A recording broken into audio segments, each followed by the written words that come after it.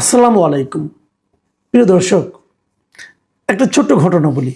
আজকের ঘটনা, ইফতারের আগে আগে আমি আমাদের গলিতে আর কি, আমি থাকি কলাবাগান এলাকায়, তো গলিতে গিয়েছিলাম একটু ফলমূল কিনতে ইফতারির জন্য আর কি। তো ওখানে যার কাছ থেকে আমি কিনছিলাম তিনি আমাকে চেনেন, এই এলাকায় থাকি যেহেতু।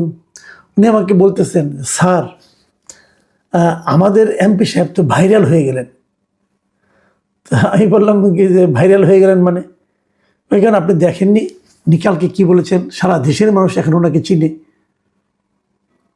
তাই আমি বললাম ভালোই তো, এমপি সাহেবকে চেনেন।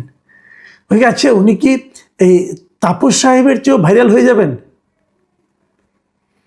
তো উনি একটু রসিকতা করে বললেন নাকি সিরিয়াসলি বললেন আমি ঠিক আসলে বুঝতে পারিনি। আমরা যারা ধানমন্ডি এলাকার, এই এলাকা ধানমন্ডি কলাবাগান এই এলাকায় থাকি আর কি, একসময় এখানকার এমপি ছিলেন শেখ ফজলে নূর তাপস, বর্তমান এমপি হয়েছেন বিএনপির শেখ রবিউল আলম, দুজনই শেখ আছেন। তো এই রবিউল আলম সাহেবের কালকে, উনি বড় মন্ত্রী কিন্তু, মানে প্রথমবার এমপি হয়ে উনি এত গুরুত্বপূর্ণ 3টা মন্ত্রণালয়ের দায়িত্ব পেয়েছেন দেখে আমি একটু খুশি হয়েছিলাম, একটু গর্বিত হয়েছিলাম যে আমাদের এমপির হাতে এখন এত দায়িত্ব, সড়ক, রেল, নৌ পরিবহন, অনেক কিছু তার হাতে। তো এটা আমাদের জন্য একটা গর্বের ব্যাপার। ওনার সঙ্গে 2জন প্রতিমন্ত্রী আছেন ওনার সহকারী হিসাবে, তো সেই হিসেবে ভালো। তো কালকে উনি যে কথাটা বলেছেন, একটা কথা বলে আসলে উনি ভাইরাল হয়ে গেছেন। উনি কি বলেছেন যে সড়ক পরিবহনের যেটা চাঁদা বলা হয়, এই চাঁদাটাকে উনি সেভাবে চাঁদা হিসাবে দেখেন না। তাহলে উনি ওটাকে কি হিসেবে দেখেন?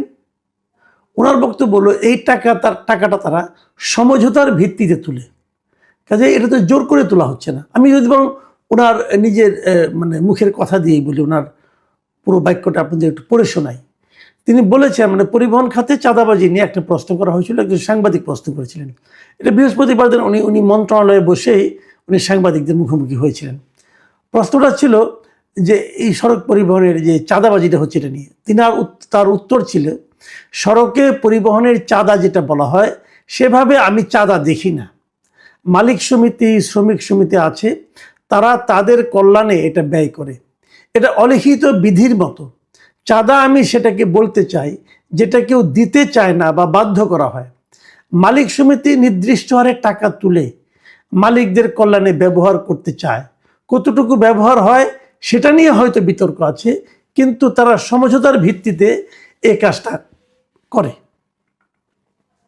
ঠিক আছে, আপনার এই বক্তব্যটা, যে আমি কিন্তু একটু রবিউল সাহেবের পক্ষেই যাচ্ছি কারণে যাওয়ার চেষ্টা করছি আর কি, কারণ উনি তো আমাদের এমপি, তাই না?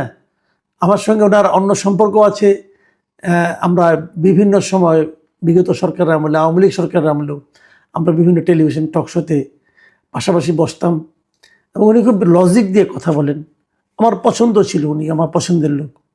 এবং আরও একটা সম্পর্ক আমাদের মধ্যে আছে, সেটা হলো যে আমরা ঢাকা ইউনিভার্সিটিতে একই ডিপার্টমেন্টে পড়তাম। একই ইয়ারে না, উনি বয়সে আমার চেয়ে অনেকটাই ছোটো হবেন, বাট আমরা একই ডিপার্টমেন্টে পড়তাম, জার্নালিজম ডিপার্টমেন্টে পড়তাম।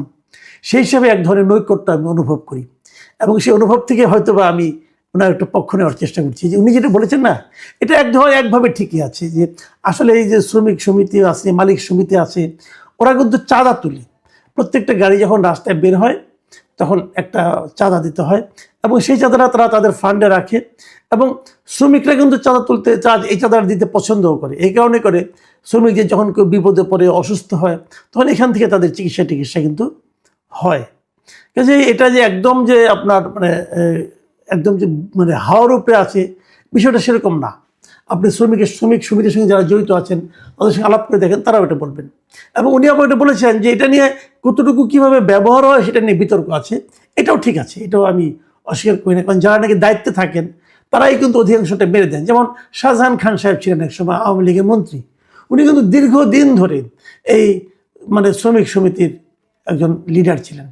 এবং এক সময়ে আমরা যতটুকু জানি আমি আর কি, যে এই শ্রমিক সমিতির যেটা আছে, এখানে আবার কোনো দল নাই, কিন্তু এখানে আওয়ামী লীগ, বিএনপি অথবা বামপন্থী দল, এরা সবাই মিলেমিশেই এই সমিতিগুলো চালায়। যাই হোক, ওনার এই বক্তব্য একদিকে ঠিক আছে, আবার আরেক দিকে ঠিক নাই। আরেকদিকে একটা ভয়ঙ্কর বিপদ ঘটতে পারে ওনার এই বক্তব্য থেকে, এবং আমি বিপদটাই বেশি দেখি। দেখুন, চাঁদার কোনো শেষ নেই, কিন্তু চাঁদা যে কেবল শ্রমিক সমিতি এবং মালিক সমিতি তুলে তা না, কত ঘাটে ঘাটে যে চাঁদা দিতে হয়। আপনি গাড়িটা রাস্তায় নামাবেন, নামানোর সঙ্গে সঙ্গে আপনাকে চাঁদা দিতে হবে, এবং আজকে কোন রুটে আপনি যাবেন সেটা নির্ধারণ করে দেবে, কোন সময়ে যাবেন, সব কিছুর পেছনে কিন্তু চাঁদা আছে। আর উনি যে কথাটা বলেছেন যে সমঝোতার ভিত্তিতে, ভাই সমঝোতাটা কি জিনিস বলেন তো? ধরেন আমি রাস্তায় যাচ্ছি, একজন এসে আমার সামনে একটা ছুরি ধরলো, ধরে বললো তোমার মোবাইল দাও, তোমার ঘড়ি দাও, তোমার যা আছে দাও, মানি ব্যাগ দাও। আচ্ছা, আমি কি তার সঙ্গে মারামারি করবো?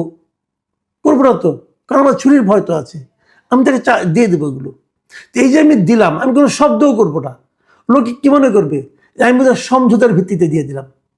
আমি কি সমঝোতার ভিত্তিতে দিলাম?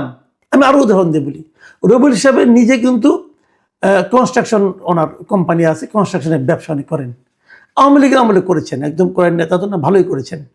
আচ্ছা, ওই সময় কি ওনাকে চাঁদা দিতে হয় নাই? চাঁদা না দিয়ে উনি ব্যবসা করতে পারছেন আওয়ামী লীগ আমলে? পারেন নাই।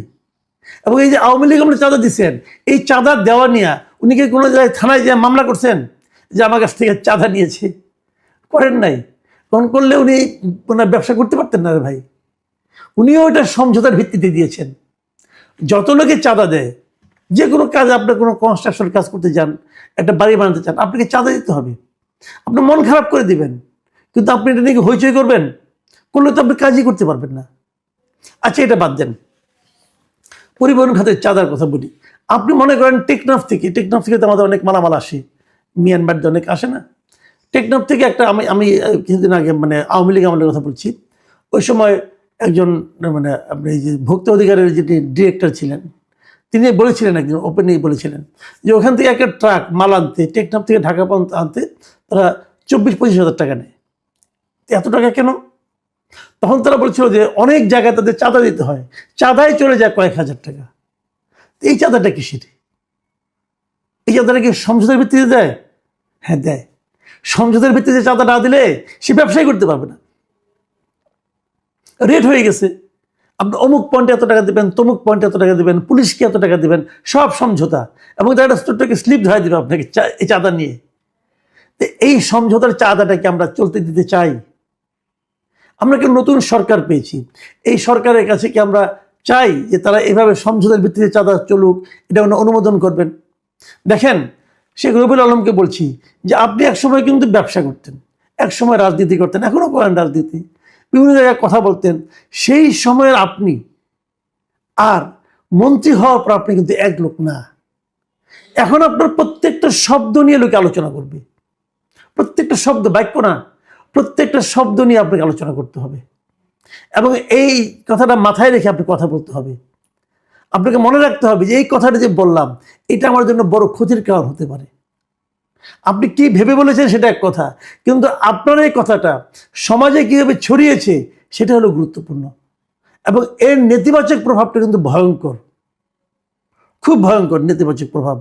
অলরেডি কিন্তু মানুষ বলছে যে এই সরকার তো তাহলে চাঁদাবাজদের একভাবে স্বীকৃতি দিল, এবং চাঁদাবাজরা কিন্তু এটাকে একটা আশকারা হিসেবে নেওয়া শুরু করে দেবে এখন, এবং সবাই সমঝোতার ভিত্তিতে ঝাঁপাই পড়বে। তাহলে কি হলো জিনিসটা? আমি আরেকটা কথা বলি, এই যে বললাম না আপনারা মন্ত্রী হয়েছেন, আপনাদের সাবধানে কথা বলতে হবে, এটা যেমন বললাম, এর সঙ্গে আরেকটা কথা বলি, আপনি মন্ত্রী হওয়ার পর আপনি মাত্র একবারও ভুল করার সুযোগ পাবেন না, একবারও না। আপনি বলবেন একবার ভুল করি না, আপনি একবারও ভুল করার সুযোগ পাবেন না। ভুল শুধরে, ভুল না করে কীভাবে থাকতে হয় সেটা শিখে তারপর আপনাকে মন্ত্রী হিসেবে কথা বলতে হবে। আপনি যে ভুল করেছেন, এই ভুল সীমাহীন ভুল, এই ভুল ক্ষমাহীন ভুল, এটা আপনি করতে পারেন না।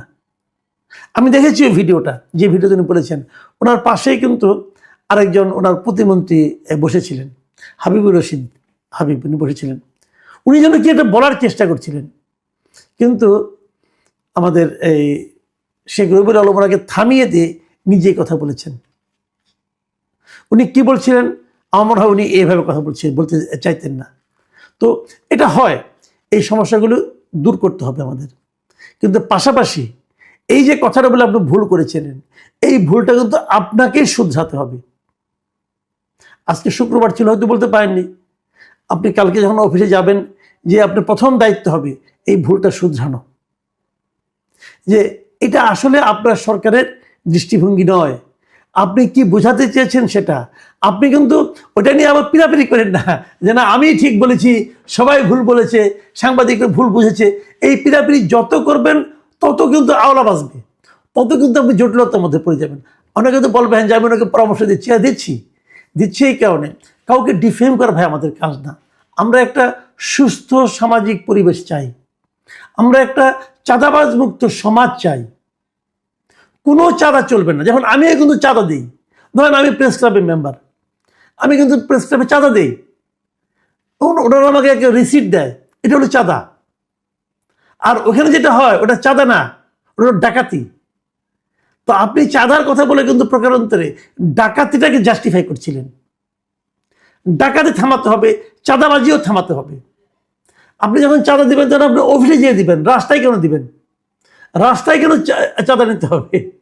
চাঁদাটা আপনি ওই যে মালিক সমিতি চাঁদা দেন, তো মালিকরা যে মালিক সমিতি যাবে, যে সেখানে যে চাঁদা দেবে, রাস্তার থেকে কেন ওঠানো হবে? রাস্তায় গাড়ি থামাইয়া টাকা নেওয়া হয় না? নেওয়া হয়।